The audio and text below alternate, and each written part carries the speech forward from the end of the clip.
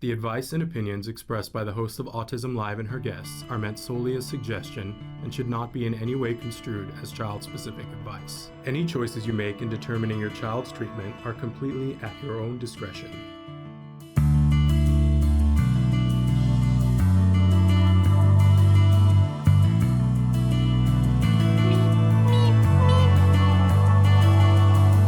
Welcome back to the Podcastathon. We are chugging along. I have this next hour. I'm Shannon from Autism Live, and I'm going to be giving my top 10 tips for parents of young children on the spectrum. But I want to make sure that I tell you that I'm doing the other half of this talk later on tonight at midnight. I guess that's technically tomorrow. I'm giving part 2 of that, which is my top 10 tips for parents of older children, teens, and adults, because it's different. It is very, very different. And I want to acknowledge that Jerry wrote in during the last hour and said, "Good morning. I have an adult son with autism, also a twin. He's independent and still in school. He is in school trying to find his way around dating and his way around working." And Jerry, listen, I got to tell you, we got so many hours that might be of interest to you and to him. Coming up this morning in the next hour, we have Dr. 𝗵𝗲𝗬𝗃𝗏 with her wonderful podcast, Turn Autism Around, and she's going to be talking about how we build language and how when you build language, that diminishes challenging behavior, and how you get there. She's an expert in the field, and she can give you quick tips about what you need to do. She's going to give you 5 tips today to help you to build language and reduce challenging behavior. But then after that, we've got some amazing podcasts. I want to encourage you to look at the whole schedule, which is available at autismnetwork.com, and then click on the thing where it says click here for the full calendar, and you can be scrolling along to follow the hours. Amy Gravino is going to be up after Dr. 𝗵𝗲𝗬𝗃𝗏, and Amy Gravino is a woman who is on the spectrum. I'll let her tell you which words, but she is an autism sexuality advocate and a relationship coach. So you're definitely, if you're talking about the dating thing, she is a great resource. She's doing 2 different hours for us, both at 7 o'clock in the morning, both today and tomorrow.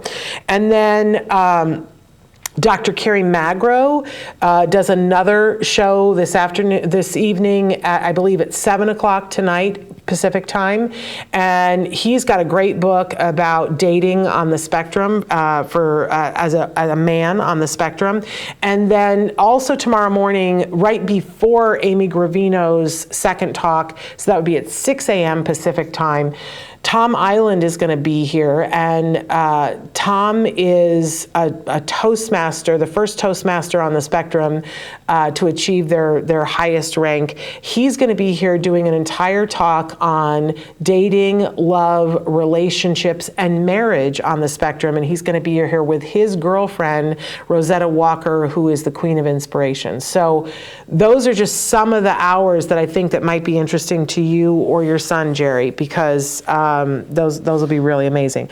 Joanne says, thank you for sharing that, Shannon. I'm sorry that was your journey, but I am so grateful for that promise you made that day so long ago and what you've done to honor it. You have blessed so many, including our family and our little boy. Thank you. And can I tell you, Joanne, it's so funny because I hope you guys know this, that when you guys write in on a regular basis, you become a part of my family.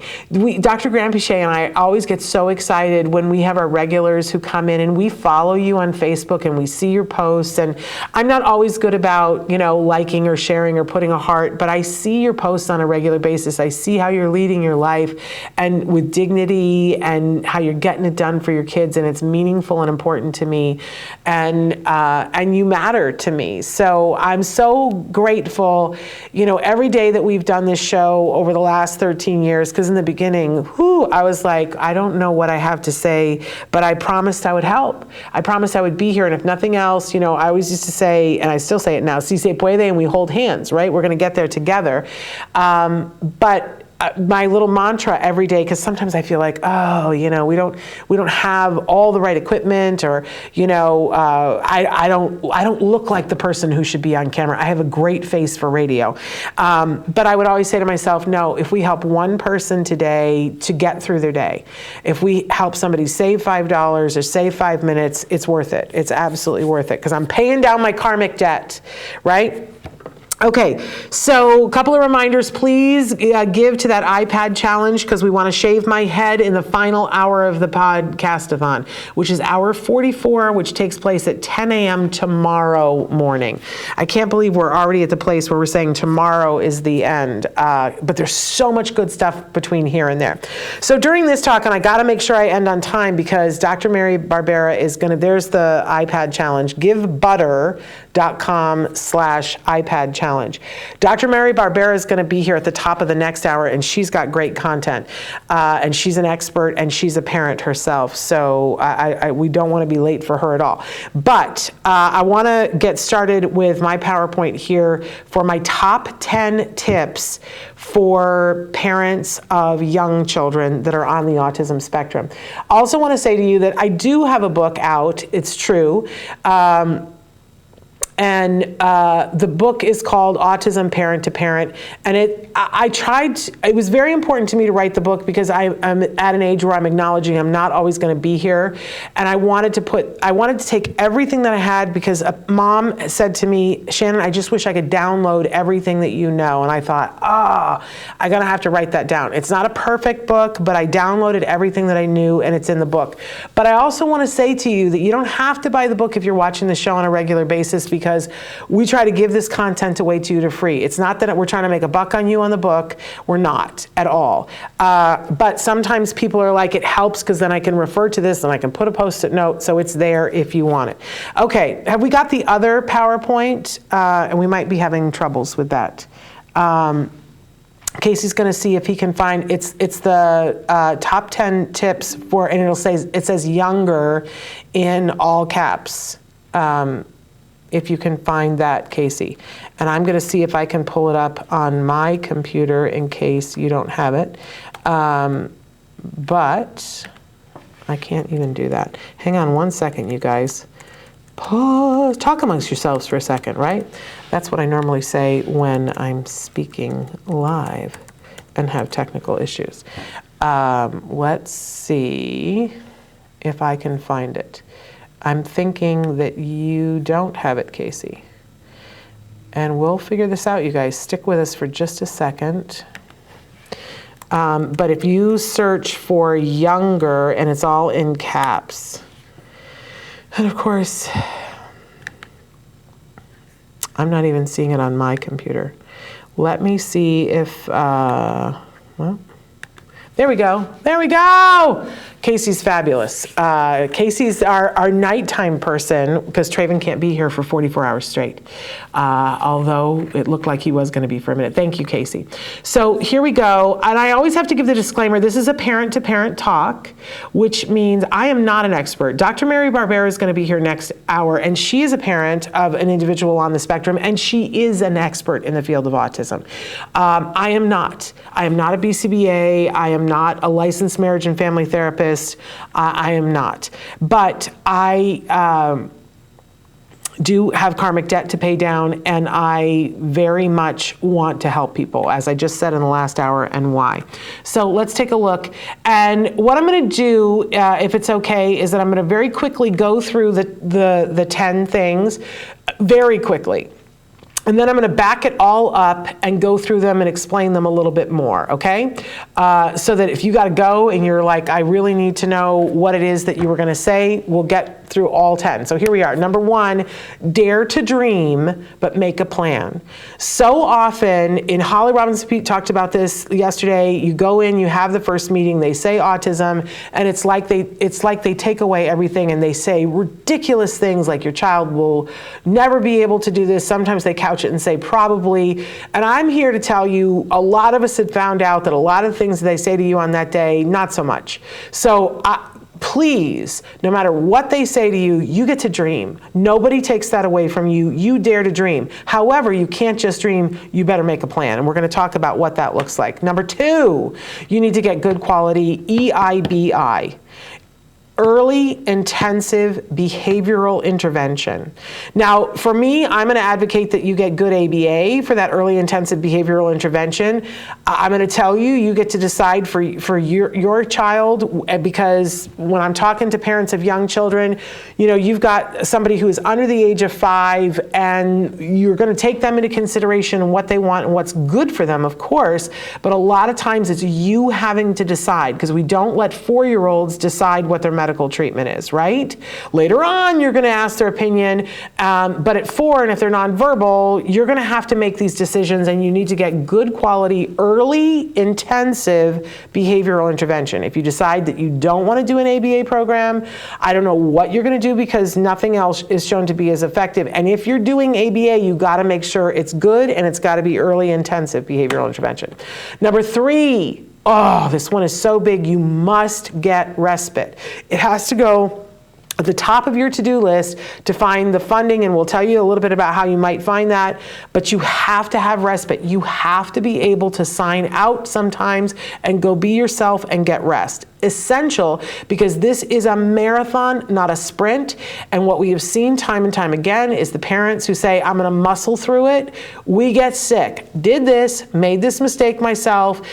I want you to get respite almost from day one. It's as important as almost anything else, because you are not going to be able to do the things that you need to do to advocate for your child if you get overtired and start to fall apart, and you will if you don't get rest. Number 4, you're going to create a team, and you're going to assign roles. Listen, becomes a project, and somebody's going to be the project manager. We'll talk about what other roles there are, but you're going to need a team. And if you are a single parent and you're a team of 1, we're going to add people to your team, because you're not going to be able to do this by yourself. I'm sorry, I would love to tell you that you could, but I don't know a single parent who's been able to do this by themselves, and we want to hook you up with people who can be part of your team. But we want to know everybody has to have a assigned role, including you. Number 5. Oh, it does this thing sometimes where it skips. Okay, number 5, everyone involved in your family, in your core family, you've got to get them as healthy as possible. This is the person who's on the spectrum, but it's also you and every other member of the team. This is going to look different and be different for absolutely everybody. So whatever that means to you, but as healthy as possible. If people are having chronic diarrhea, that is not healthy. If people are not sleeping regularly, that is not healthy. If we aren't healthy, none of us can learn as much, and we all have a lot to learn. So everybody has to get as healthy as possible. We'll talk about this at length. Number 6, I brought this up yesterday. We're going to edit. We're going to put whatever it is essential on the back burner. It doesn't mean it's there forever, but sometimes you got to say, we're not doing that this week, okay? Or this year, or maybe even this decade, depending, right? Number 7, you are going to find local and global support. I mentioned 𝗃𝗏 in the last hour is a great global support and potentially a local support for you too, because you're going to need it. You're going to need to have other people who get it, who understand what you're talking about, and can help you to refer you to, like, who's the best dentist. So we'll talk about this again at length in a second. Number 8, you're going to figure out the school thing. Now, that's pretty broad-based, right? But at some point, your child is going to go to school, and we're going to start to figure it out before the day that they have to get on the school bus, because it's a nightmare. I don't mean to make you afraid, but school can either be fabulous or it can be a nightmare, and we want to start early figuring out so that it's the good thing, not the nightmare. And getting there can be a nightmare. Don't want to scare you, but want to prepare you. Number 9, you're going to maximize efficiency, because everything that you do has to be about really getting the most out of everything. So we're going to talk about how you can do that so that you can squeeze it all out. And number 10, let us not forget that we're going to find new ways to celebrate. Okay? Those are our top 10 things. I'm going to back arrow back, and we're going to go through these less quickly and a little bit more in depth. So number 1, dare to dream, but make a plan. I say this to parents all the time. I'm like, what's the wish? Let's just take a moment, because you got all this fear and grief about the life you thought you were going to have, and now it seems like it's this whole other land, right? And so you're letting go of some old dreams, and I'm telling you, don't let go of everything. Let's just take a moment and close your eyes and think, what do I want for my child? What do I want for them today? What do I want for them in 5 years? What do I want for them in 20 years? What do I hope that their life looks like and works like? It's okay to have those dreams, but we can't just stagnate in the dream and go, I hope it happens. We got to make a plan. A parent wrote to me yesterday, and they were talking about, what do we do at school? They have a 14-year-old, and they were saying, we have this meeting at school, and what do I say to get the school on board? Because I look at my son, and he eventually wants to have a career working in the mental health field, and Dad said, I believe that is something that can happen, but how do I get the school to see this? And I said, dare to dream that dream, right? But let's make the plan. And my best advice that I was given is that we created a manifesto. That's what we called it. We took out a piece of paper, my husband and I, and we said, okay, the priorities have shifted, and it feels weird, so let's create a new manifesto, a new path to chart of where we want to go and how we want to get there. And on the manifesto, we prioritized. And by the way, the manifesto changed over the years. But in the first year of the manifesto, we put at the top of the manifesto that the single most, I'll be honest with you, it was one thing once, and then we kind of switched it. Because we had our son's therapies and treatment as number one, and then we were almost homeless. And through no fault of our own, our landlord died, and it was this whole big, huge mix-up. But where his ex-wife was taking the rent checks and cashing them and not paying the mortgage, and it was good. It was really good, but we were on the verge of homelessness. And then after that, we said, okay, we can't do the therapy if we don't have a home. So we have to prioritize my husband's job, him keeping his job, and having that income come in so that we can afford the place that we have to move to so that we can do the therapy. So there's a perfect example about how it shifts and molds that, when you've got your priorities, sometimes you go, that doesn't fit. So the manifesto isn't driving you, you're driving the manifesto. But there were so many times that we would look at the manifesto, something would come up, and we'd go, we don't really know what we need to do here. Let's go look at the manifesto and then do a gut check. Does that seem right with the manifesto? Yes or no? And it helped us to make decisions as a team, and it helped us to stay together, and be on the same page. Because two people, you're never going to be on the same page, right? On every given day. Perfect example, two different examples. There was one time when, as I said, I was a professor teaching theater, and I got offered this great job teaching at this great college with colleagues that I had worked with before that I really wanted to work with. It was a sweet job, right? And I kind of wanted to take it, right? But we went and we looked at the manifesto, and I was the project manager for autism, and there were no autism services where this college was. And if I was working full time, then I couldn't be the project manager for autism. And I said, this is a great job, but looking at the manifesto, it's not high up, having a great job at a great university with great colleagues. That was like number 10 on the list, right? And it didn't make the cut. So I turned it down. And I've never been sorry about that, right? On the flip, there was a point when my husband got offered an acting job. My husband is an actor, and he got a movie, and it meant that he had to go to the desert for like 4 days to film the movie. And 4 days, and my husband said, well, I can't go because GEMS therapy, and GEMS therapy is so important. I was like, let's go look at the manifesto. And the manifesto says that your job, because you're not the project manager for autism. You're keeping the roof over our head. And this pays more than your day job. So, buddy, I think you got to go for 4 days, and I can manage for 4 days. And he was like, really? Because he wanted to go do the movie. Come on, right? But he didn't want to leave me, you know, with all this stuff. I was like, I can manage for 4 days, and we can have a friend come over and help us, you know, to do, you go do that movie. And we've never regretted that, right? So the manifesto helps you.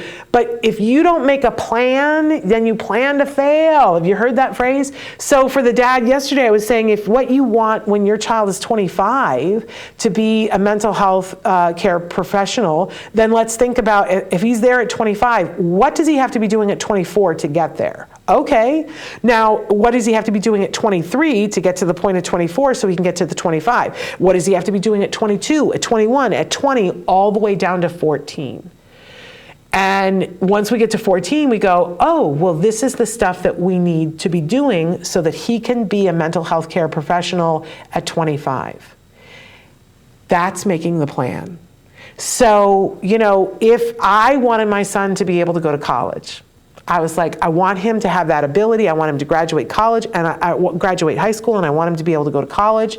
I want him to have this life. How are we going to get there? And we started charting back, and we saw that for us, and looking at the studies, that doing that early intensive behavioral intervention, that was going to be key for him. And we were going to prioritize that for the years that he was, because he started therapy when he was 3, up until when he went to kindergarten. Now, sometimes you amend as you go along, that some kids fly through their ABA program and maybe they're done in a year and a half. I think that's the exception, not the rule. For my son, we said we're going to prioritize it up till kindergarten, but then we got to kindergarten and we realized he still needed more. So we continued to prioritize it even in his school years. And we would pull him out of school so that he could do things for his intensive behavioral intervention. For certainly the first year, even in first grade, we would pull him out because we had decided that what he was learning so much in his ABA program that was not, you know, be all end all important, but that it was ultimately more important than school. And so that if he had to miss some of school, then he would. And that worked for us. Everybody's going to make their own decisions about that. And we'll talk more during the school, but you got to make a plan. And I think it's great to make the manifesto and get on the same page. Can I tell you that a few years ago when my son was a teenager and he was just fatutzed with us all the time, and, you know, I don't understand why we're doing this and I don't understand why we're doing this, we sat down and did this again with him as a teenager, where we said, let's list all of the things that we want to do and that are important to us. Because his thing at that point was he wanted to play video games all the time. And he's like, I don't understand why we can't just play video games all the time. I said, let's make a manifesto. And so we wrote down all the things that were important to us, and then we assigned them numbers. And I let him assign the numbers. And he went through and put the numbers, and playing video games was like 10 or 11. And I said, so you tell me, should we play video games all the time? And he totally got it. By the way, every time we would do a manifesto, we would take it and we would open up a kitchen cabinet. On the inside of the kitchen cabinet, we would tape it there. So it's there. We don't have to go hunting and looking for it, but it's not out on display for the world if they come over to your house, right? But if I need to know, I open up the spice cabinet and there it is. There's the manifesto. And my husband and I did use it, and it prevented us from a lot of worry and a lot of strife and arguments. It was like, you know, look at it. Again, you look at it and go, well, the manifesto says we should do this, then you do the gut check. Is that what's right? Because sometimes you got to amend the manifesto. But make the plan. It's how you're going to chart your way to success. And don't be afraid to amend the plan. I always like to use the example that when a plane takes off from Los Angeles and it's going to New York, about 50% of the time it's off course. But how does it land in New York then if 50% of the time it's off? It makes minor course corrections and says, oh, we got a little off, we're going to go this way, the wind blew us this way, but it stays enough close that it lands in New York relatively around when it's supposed to. This is what we're going to do. We're going to make the course, the plan, and we're going to make course adjustments as we go. Dare to dream. You can always amend the dream later on, but if you don't dare to dream now, oh, you're going to be mad at yourself later on. It's okay to dream big. It is. Let yourself do it. Okay, I gotta go back one. Okay, number 2, get that quality 𝗵𝗲𝗏. Judy, I see that you're here. 𝗖𝗵𝗲𝗏, I see you're here. 𝗖𝗵𝗲𝗏 says, hi Shannon, you helped me so many times. I'm so grateful for your show. I've learned so much and thank you for being here. Judy says, Shannon, you give me so much hope until I have to deal with the school district so hard. We're gonna talk about that in a second. Fighting for 3 years and never giving up. I don't know why it's their way or no way, even with all the facts an attorney and tests show.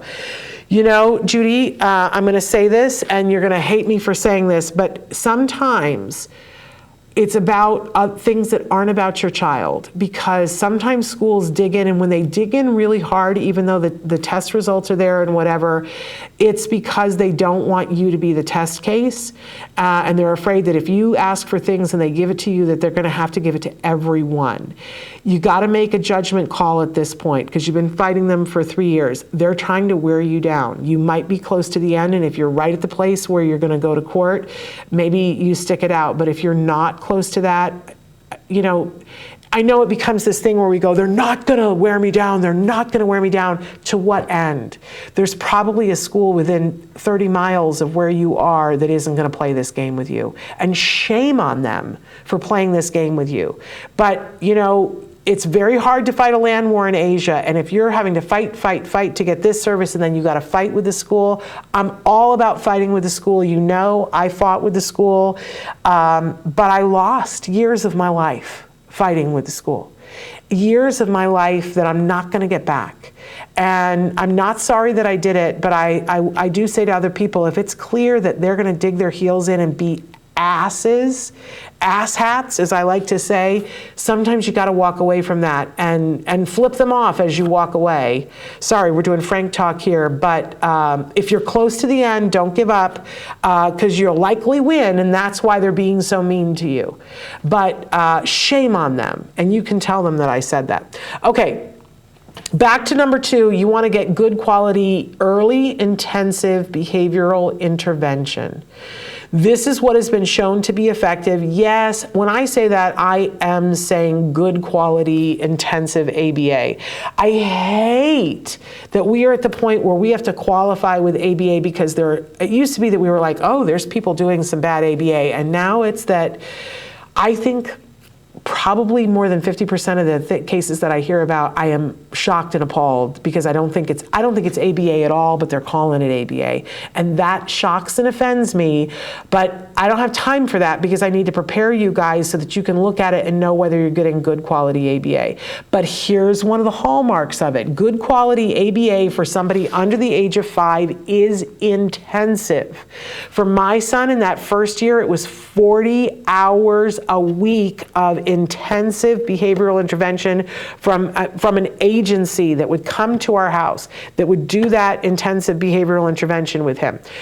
And then we learned what they were doing it and would do it in the rest of the hours. Now, before everybody freaks completely out, yes, it's intensive because it's that many hours, but what it should look like is fun for them. So they would sit and they would do a lesson with my son, and they go, okay, we're going to do this, and we're going to, touch that car. Okay, now touch this, now touch this. And they're teaching him language. But then they would take it and they would go play around, and we're going to, all right, we're going to play around the room, and now I want you to find 3 red things to touch, right? They're teaching him colors, and they would run around the room, and he was having a blast. He was having a ball. He had that 40 hours a week, but it wasn't this rote thing where you sit at a table and someone goes, do this, good job. It's not that. That is not good quality ABA. If your child is bored, it's not good quality ABA. If your child is not having a good time, now sometimes they'll get frustrated, because anytime we're learning something new and somebody asks us to do something in a way that we're not used to, it can be frustrating. And I want to ask you to allow your child to be frustrated. As my son said to me when he was 10, Mom, frustration is a sign. Nobody ever died from frustration, and frustration is a sign that things are about to change. Allow your child to be frustrated, but do not allow your child to be tortured. That is not good ABA. Good ABA is all about teaching and building a person up and making them feel like they are awesome. If somebody is berating your child, it is not good at ABA. Fire them. But if somebody is telling you they want to do ABA with your child who is 3 and nonverbal, and they're saying they're going to do it 15 hours a week, you should also fire them. And if they say, but we do good quality ABA and it's so good that we only need 15 hours, ask them to show you the study that shows that that's true. Because it does not exist. They are liars. I'm calling them out. That is a lie. It is just a lie. That study does not exist. In fact, quite the opposite. They did a study many years ago where they took 3 groups of kids, one that they stuck in intensive ABA between 25 and 40 hours a week, another where they had them in like 10 hours of ABA, 10, 15 hours a week, and then they sent kids to school. At 4. And they looked at the 3 outcomes. And what they discovered is that the kids who were in the intensive ABA program soared. They all made tremendous progress, different rates and different amounts, but all of those kids made tremendous progress. The kids who went to school made some progress, and the kids who had the watered down, less ABA made slightly less progress than the kids who went to school. Because here's what happens when you're learning something new, and it can be frustrating to learn something new. If you don't get to do it often enough, you just swirl in the frustration. Don't let anybody make your child swirl in the frustration. Early intensive behavioral intervention. It is the name of the game. If you have a child that's under the age of 5, I'm praying that you find your way to this. If you don't know how to, email me. I'll help you find it in your area. Shannon at autism-live.com, because it's that level of important. I've seen what happens when you don't. Years later, there it is, Shannon at autism-live.com. Years later, I said in the last hour about how my son got kicked out of his early behavioral intervention that was floor time. Again, some of you tell me you love your floor time. God bless you. It was not our experience. But my kid got thrown out of it because he was too intensive for the program, had too many needs, was disrupting the program. Years later, when he was in 6th grade, he happened to go to the school that had an accelerated science program, but also had the autism program on their campus, and he'd never been in the autism program in a special day class. He'd always been included because we'd had that early intervention. And I ran into those kids that he had been in the program with. I didn't recognize them at first, but they were all struggling. And I thought, oh my gosh, that so could have been my kid if we had not done the early intervention. Get the early intervention. Judy says, I understand, but they call me every day to come get her. Oh, Judy, I'm so sorry. Good morning, Amanda. So thrilled that you are here, Amanda. Judy, I'll happily get on the phone with you if you want to talk sometime too. Email me if you want to talk, because I feel like you're in the middle of it, and I would love to help you because I hate that they are putting you through this. Shame on them. Okay, number 3, you got to have respite. You're going to watch me across this. I got about 4 hours sleep last night, and it was not uninterrupted sleep. See, I can't even say that. But you're going to watch my skill level degrade till the point where we get to the final hour, and they're going to shave my head, and I'm going to be lucky if I'm going to be sitting here giggling and not able to form a sentence, because we aren't as capable when we lose sleep. And that's just going to be across a 44-hour time period. And look, I slept up to have some in reserve to get through this, right? But can I be honest that for the first, 8 years of autism, I didn't get a good night's sleep ever. Probably 10 years, I didn't get a good night's sleep.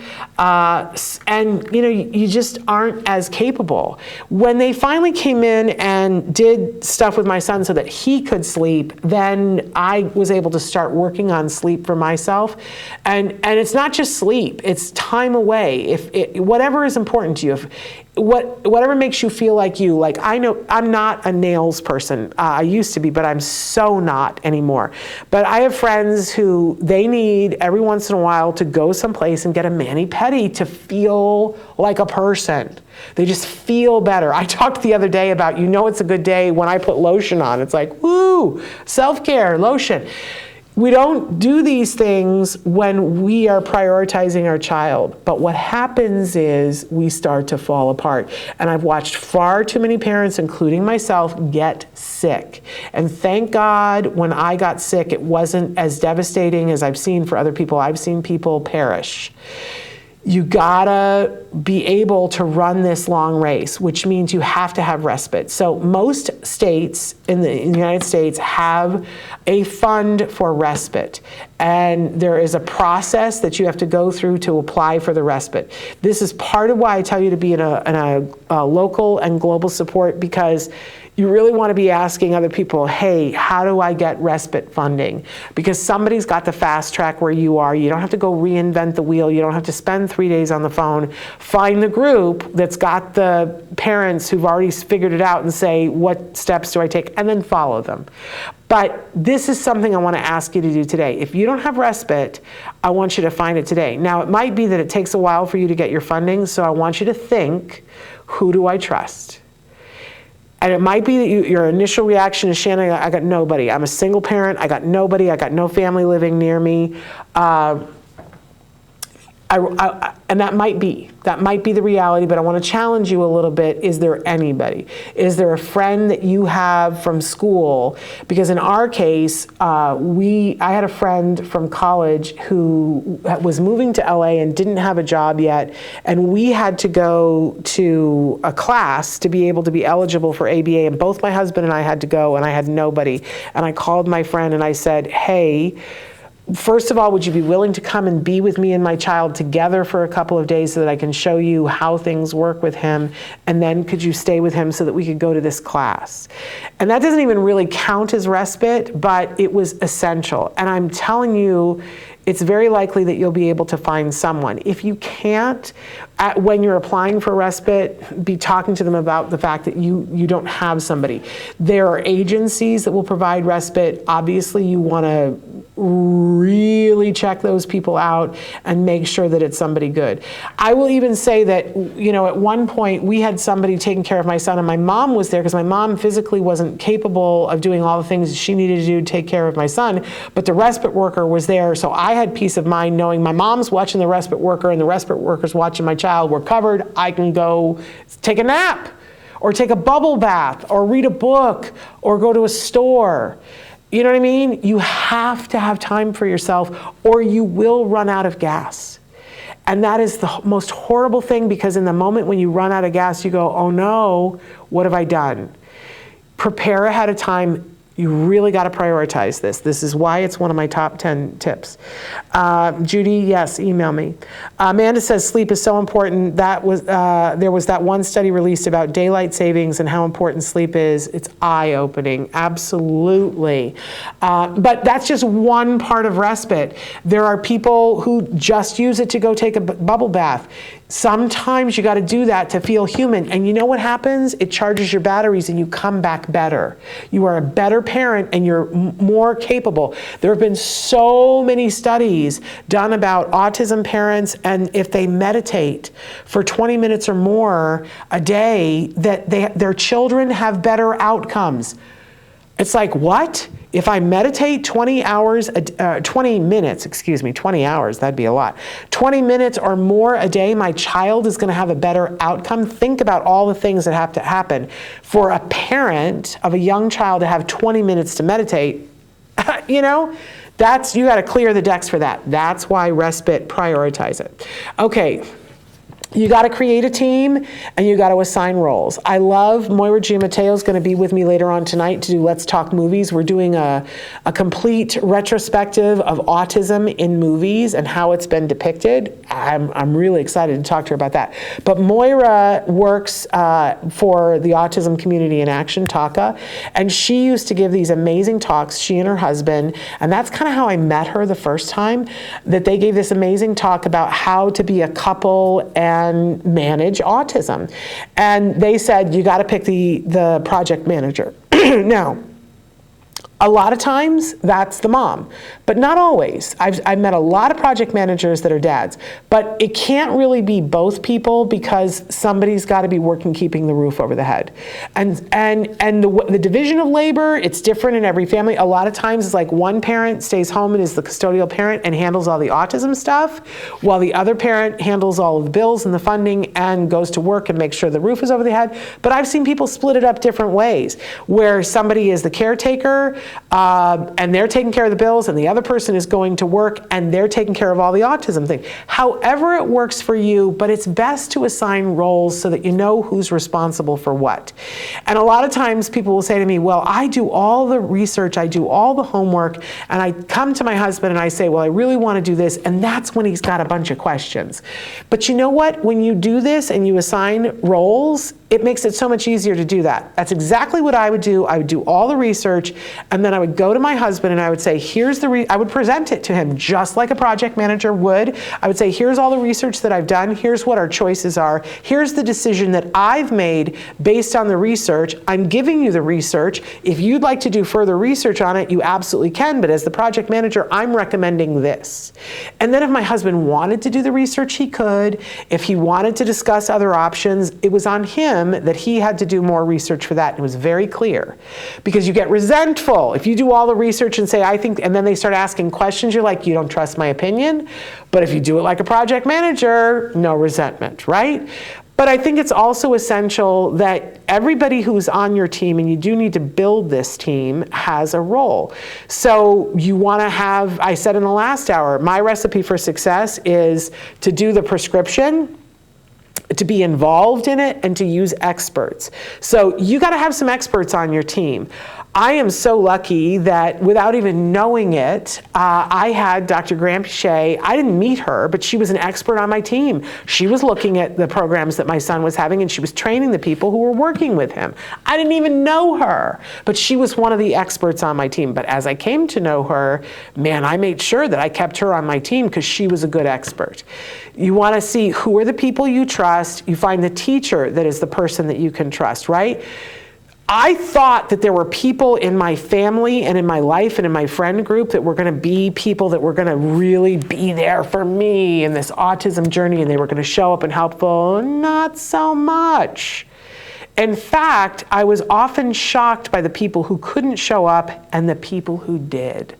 And I've heard this time and time again, that sometimes the person in your family that you least expect is the person who's going to throw down and say, I'm going to be there for you, shows up, right? And people that you thought were like your besties can't handle it.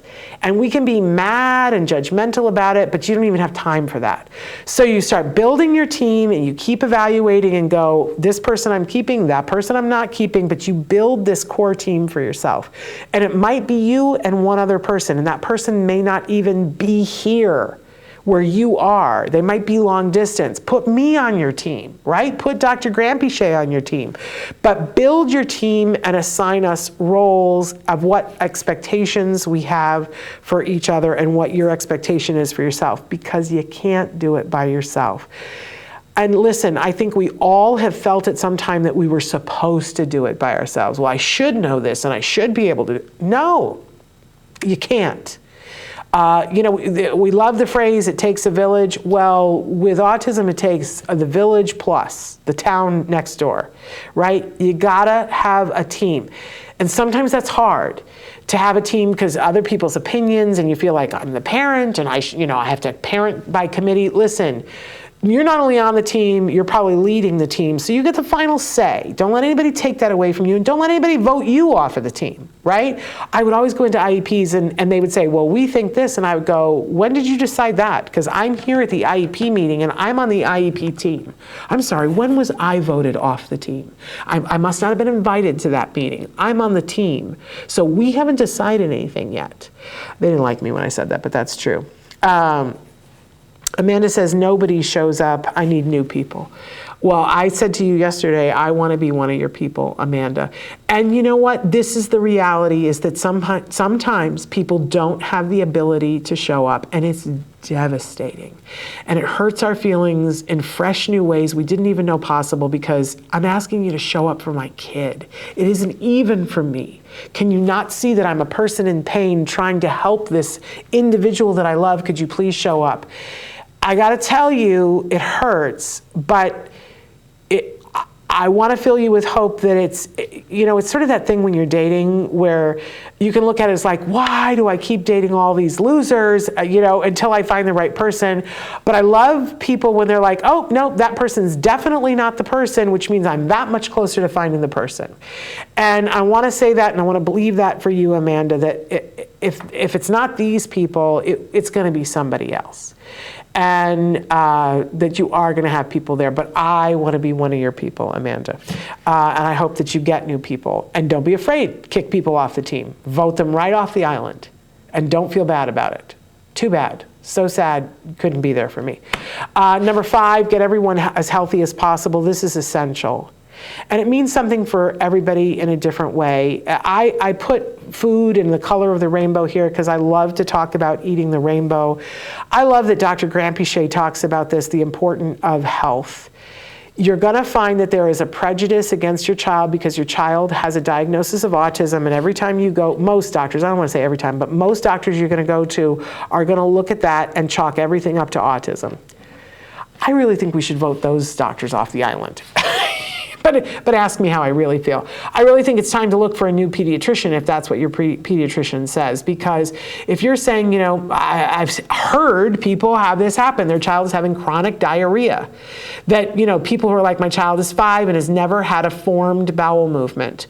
And I went to the pediatrician and the pediatrician said, well, that's autism. No. That is not autism. Having constant GI issues is not autism. Yes, it's very common in autism, but it doesn't mean you don't treat it. It needs to be treated, and you need to be looking for answers. Another place where I shame on people that are saying this to parents. So do prioritize this, but don't leave yourself off of this. And don't leave your other children off of this too. For you and your significant other, and for everybody in your family, everybody has to get good rest. Everybody has to eat well. And that might mean different things for different people. Maybe everybody needs to be on a gluten-free casein diet. Maybe nobody needs to be on a gluten-free casein-free diet. Maybe, you've got somebody in the family who's got diabetes and we need to change the way we're eating, right? Prioritize the health. Do whatever you have to, because you can have the best ABA program in the world, but if your child is not healthy, they are not going to learn as much. I won't say that they're not going to learn anything, but they're not going to learn as much. Imagine if you had the flu right now, and I said, we're going to do the lesson in trigonometry, and there'll be a test at the end. How well do you think you're going to perform while you have the flu? It's a no-brainer, right? So everybody needs to be as healthy as possible. Number 6, put whatever is an essential on the back burner, and that includes people. We all have hopes and dreams, and, at the time that my son was diagnosed, like I said, I was a stand-up comedian, I was a director of theater, I was teaching theater, I was doing acting projects, and, suddenly when we made the manifesto, it was nowhere on the manifesto. For me, for my career at all, I was like, I don't, honestly, in that moment, I didn't care. It's like, take all of that and shove it in the ocean. And people are like, well, you have to maintain and you have to. No, I really don't. And I didn't. And I said, I'm going to go all in on this autism thing. And, it still ended up being my career.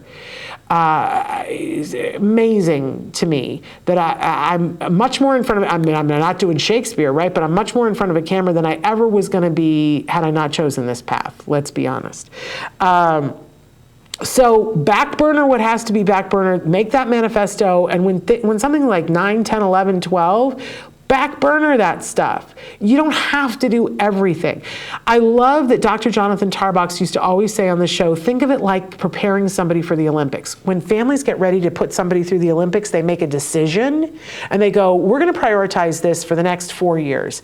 That we're, as a family, we're going to wake up at this time, we're going to do this, and we're going to give our child the best opportunity to go to the Olympics. We might not make it to the Olympics, but we might. And we're going to give it our best shot. It's not forever.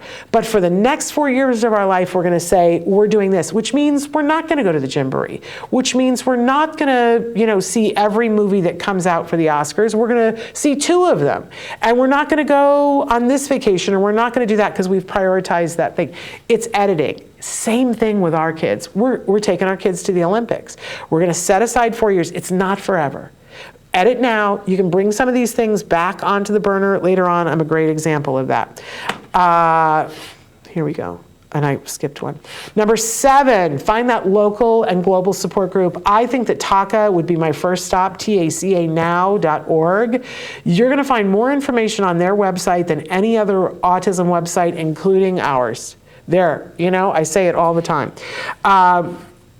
But you got to have both, and sometimes TACA can be both, that global and the local. You need the local because at some point you're going to want to know, who do you take them to for the barber who understands sensory issues? Who do I go for the dentist? Who's the good pediatrician in town who's going to listen to me and not just chalk it up to autism, right? You need that. I need to know where I go for funding for the respite in my neighborhood. Who's the good respite provider? I want to know which school is good, which teacher is good, which person, who do I need to call to get this locally? So you need that local thing, and that's great and important. And it's also going to help you in terms of respite, because sometimes you're going to make friends with another autism family and you're going to trade where, you take their kid and they take your kid and you get time off, right? Or they play together. You need that local support group. But you also need the global one, because all autism isn't the same, right? So you're in the local support group and you make a friend with somebody and their kid is on the spectrum too, but they're very different on the spectrum and they have different sensory issues and they're going to move at different speeds. And you're going to want to have somebody who has a child that's like yours that you can compare notes. And that might be somebody who's in France. So and there are all kinds of groups online that are free that you can be a part of, but you need to find other people that you can be talking to and sharing your story with and hearing, oh, it's not just me, and not feeling like you're alone. And saying, we're experiencing this all of a sudden. Has anybody else had this? And everybody goes, yes, and here's how we dealt with it. And you go, oh, I'm not alone in this. So do this for yourself. And if you have to, assign someone on your team, go find me some support groups, sign me up for daily newsletters or a chat where I can be a part of online and that I don't have to pay anything. And your friend who's like, what can I do to help? Say, can you research this for me so that you don't have to go chase it down? The school thing. You heard Judy say about what they've put her through for 3 years. There are laws that say that your child is entitled to a free, appropriate public education. And that's immovable, but school's going to give you a hard time about what the appropriate is. When you have that local support group, you're going to ask questions about which school, which program, to help you to know where you're going to go. And you want to create a plan for your early child, because school is going to start knocking on your door when your child turns 3 saying, we want your child. We want your child to come in and be a part of our special ed program. And I'm not going to say that these are all bad programs, but I am going to remind you of the study that I talked about earlier, that it's better for your child to be doing an early intensive behavioral intervention. They will learn more than if they're going to school. Now, if all you have is a crappy ABA program, maybe not so much. Maybe the school is the choice, right? But I would always choose a good quality intensive behavioral intervention over school before the age of 5. I always would. This is my opinion about things, and I'm a former school teacher. So, because I taught all grades too before college. So figure out what your plan is, but know that school's going to be knocking at your door going, we want your child, because they want they want to educate your child. They're in the business of that, and they get paid when your child is there. It doesn't mean it's what's right for your child, and you're gonna have to figure that out for yourself. We're always here. Dr. 𝗵𝗂𝗧'𝗦 loves to answer questions like that. Amanda says 𝗃𝗂 is the best, hands down. I agree. TACAnow.org. But you have to start figuring out the school thing, because I'll tell you what happens. They start knocking at your door at 3, and if you don't have other things, that you put them in school, but it isn't necessarily the best thing for them. Once they're 5, yes, but I said to you, I still prioritized my ABA, my good quality intensive ABA program over school, even when he was 5. Drove my school crazy. I don't care. We're almost out of time here. So number 9, you have to be maximize efficiency. You have to be a drill sergeant, because time is both your friend and your enemy. If you're using your time well, you're going to make more progress. You don't have time to waste. So I keep a calendar, write everything down, have your appointments, use every appointment, use every service that you have so that you maximize your efficiency. I had color-coded calendars that I was like a drill sergeant moving an army. It was a lot like putting this podcastathon together, let me tell you.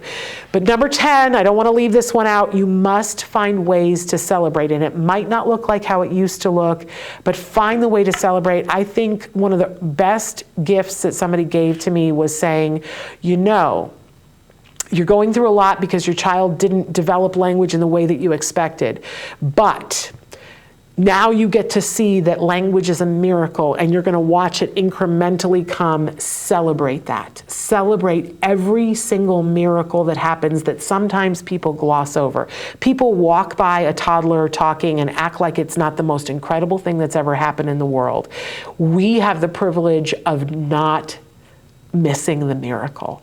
Celebrate everything. Throw instantaneous parties. My favorite memory is at the end of every day, we would put music on and we would dance in the living room, just the 3 of us, to celebrate, and that's my favorite memory. Those are my tips.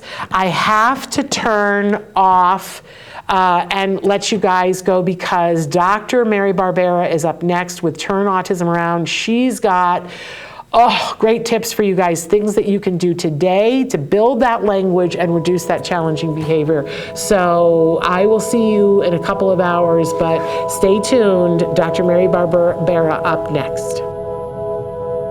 If you found anything helpful in this video, please give us a like. In fact, make sure that you smash that subscribe button on YouTube and give us a like on Facebook. You can also follow us on Twitter and on Instagram for important updates. And please download our free podcast wherever you get your podcasts. Thank you so much. See you next time.